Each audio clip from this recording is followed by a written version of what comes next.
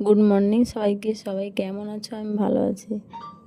আজকে সকালটা শুরু হলো, ছেলের ড্রয়িং এঁকেছে দেখো, তাই ছেলে বললো যে সবাইকে একটু দেখিয়ে দিও, তাই একটু দেখিয়ে দিলাম। তারপরে চলে এলাম পুজো করতে। আজকে ফুলগুলো দেখো খুব সুন্দর ফুটেছে।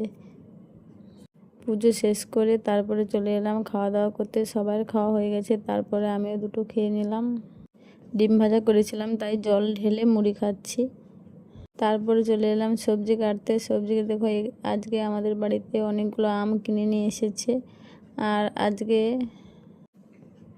আলু কাটছি, দেখুন বড় বড় করে। এই আলু কাটার ধরন দেখেই বোঝা যাচ্ছে যে আজকে আমাদের বাড়িতে কী মেনুটা হবে। সত্যি বলতে মাংস রান্না করলে কিছু সবজি রান্না করা হয় না, একটা চাটনি আর ভাজা করেই তাই চলে যায়। আর আজকে মাংস রান্না হবে, একটাই ভাজা করব, তারপরে আলুটা রান্না করতে।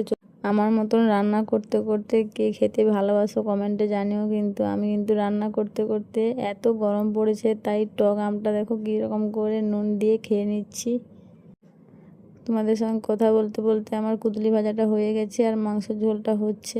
মাংস ঝোলটা হতে হতে প্রচুর পরিমাণে রোদ বেরিয়েছে, তাই বাদামগুলো নিয়ে এসেছিলো, রোদে দেওয়া হয়নি।